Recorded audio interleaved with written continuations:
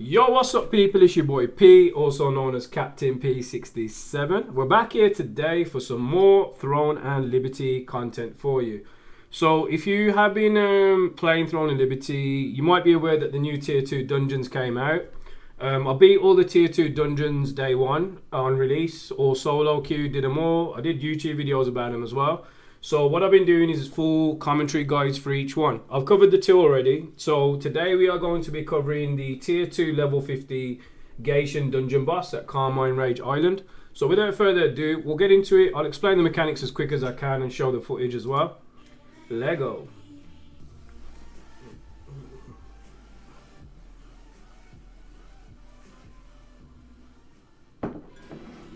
Alright, so you don't really need too many markings as a host or anything like that. The points are pretty simple, where you need to go, what you need to do.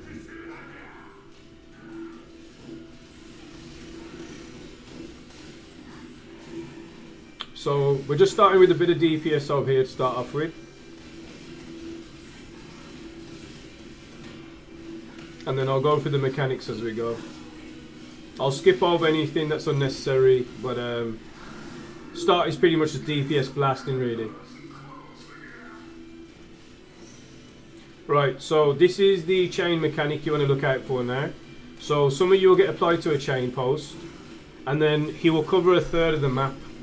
So if you notice now, he'll do a fire and a stamp, which will do, well, fire and a stomp, which will cover a third of the screen. So what you want to do is when you are chained, you want to rotate and watch his position where he is, and always put yourself in a position of his back. So as long as you always follow where his back is and position yourself there, you can't die, because you'll be fully covered across the screen. Sometimes when you're trying to look exactly where he's turning to and he's front facing, can be a bit more difficult. But if you always just look where his back's position, go straight to his back, you pretty much can't get out of it. Once you've done all that phase with the chains and the totems, someone will get marked with the axe coming near him as well. So if that is you, you can actually ask the healer to kind of focus heal you after that as well. And the healer should be aware of that as well. But after that, it's a bit more DPS, straight DPS over here. And then we do a few more attacks. That is an unblockable attack. So whenever you see the diamond, it's an unblockable attack. And he will do 3 of those charges. So be careful of that. After he does those, he starts going to spinning motion. So what you then want to do is just charge towards him and get close. If you are in range, you will just die. So you have to be very, very, very close for that. We got him to about 64% HP now as well. So this is a normal block mechanic you can do.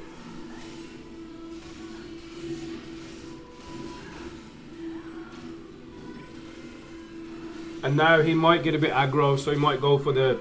There you go, there's the diamond they're talking about. If you get him towards a corner, I have found that he does glitch quite a lot though as well with that. But don't always risk it. And then there you go, there's the spinning mechanic straight after as well. So he does like a spin to win as soon as he does that mechanic. And then it's back to normal. And then he'll go back to totem. So I'll show you one more time how the totem. So I'm marked now, as you can see, with that glow. And all I do is, I see where the chains are. You can move to the left or the right. But again, always just position yourself so you're at his back. And there you go, there's the wave. If that wave does touch you, you will die. Insta kill as well. When you're trying to like navigate where to go left or right, it can get very tricky with a lot of spam on the screen. So like I said, I always go for the back. It just seems a lot easier. And then I've also told people who are brand with, since I solo queued all these, some have done the mechanics and I've explained it. It's quite simple just to say follow the back. If you notice he tried to charge at me then, if I would have got hit, I would have lost a lot of HP, 80%. Then if you'd have done a second charge, I would have been instant killed. So if you do get hit, if you got health regen and a good healer, you can survive it, so don't panic too much. But if he does double hit into you, then that's kind of bad. However, your tank should know about positioning and your tank should get the aggro, so you should always charge towards your tank. So you can always ask your tank to help in that regard as well. There's the charge again. So there's the 1, there's 2, and as you can see the glitch. So he's charging into the walls right now. Here's the spinning attack now, so the spin to win again. And I'll show you the total mechanic one more time. We've done this pretty quick. This was literally within 24 hours of release. So it's not the most optimal run, but we still did it quick. Well, I solo queued it and did it quick first day. First 24 hours of release. So I got hit with the proc there. You can take quite a bit of damage from that, so you have to be careful for that orb. and that's a normal block. So you can normal block it, or you can side block it. But anything that is in diamond, you have to move and block, otherwise you will get hit. And there we go. I'm going to skip some of these now because we've kind of covered the most base mechanics. So here's his spin to win now again. And we'll get back to the totems. So last bit of the totems again. I'm chained again, so I'll position myself towards his back. And then if you see the red next to me on the left, there again, it covers a third of the screen. So I'm always trying to watch where his back's going to telegraph to.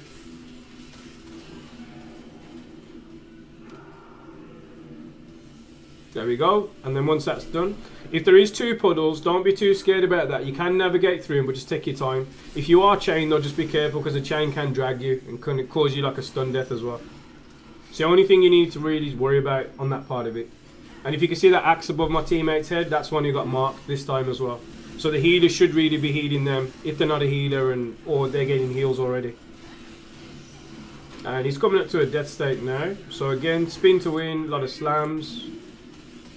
8%, 6%, there's 4%. So even when they are very, very, very low, the tier 2 dungeons, don't think you got it in the bag because they can still do like one-shot mechanics sometimes. That goes for all the tier 2 dungeon bosses. Less than 1%, pow, got him.